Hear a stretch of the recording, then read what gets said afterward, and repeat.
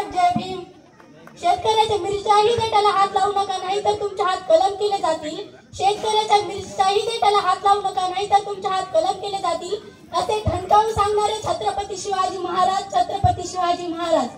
रयतेच्या माता, राजमाता, राष्ट्रमाता, जिजामाता, रयतेच्या माता, राजमाता, राष्ट्रमाता, जिजामाता, अंधारात राहणाऱ्या स्त्रियांना प्रकाशाची ओळख करून देणाऱ्या क्रांतिज्योती सावित्रीबाई फुले, क्रांतिज्योती सावित्रीबाई फुले। आपल्या जगाला शांततेचा संदेश देणारे महाकारुणी तथागत गौतम बुद्ध, महाकारुणी तथागत गौतम बुद्ध। आपल्या मायेच्या ममतेने प्रेम करणाऱ्या मदर तेरेसा, मदर तेरेसा।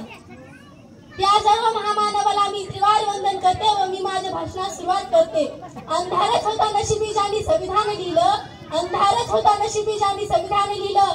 साहेब तुमचे मानवी किती उपकार, साहेब तुमचे मानवी किती उपकार, तुम्ही या जगाला संविधान दिलं, तुम्ही या जगाला संविधान दिलं। बालवयातच ओळखली त्यांनी बहुजन संघ, ज्यांना न्याय मिळवून दिला, शेतकऱ्यांच्या हक्कांसाठी ते लढले। अहोरात्र मेहनत घेऊन संविधानाची निर्मिती केली, म्हणून त्यांना राज्यघटनेचे शिल्पकार असे म्हणतात, राज्यघटनेचे शिल्पकार असे म्हणतात।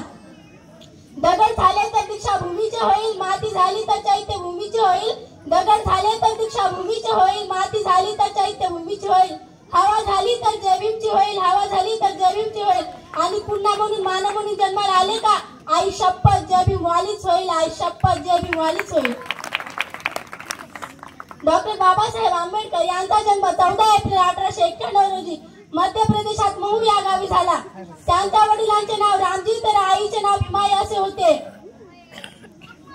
जाता जाता एवढंच म्हणेन, पानी पीना है तो मटके से पियो, इस गिलास में क्या रखा है, पानी पीना है तो मटके से पियो, इस गिलास में क्या रखा है, प्यार करना है तो भीमराव से करो, इन बाकी लड़कों में क्या रखा है।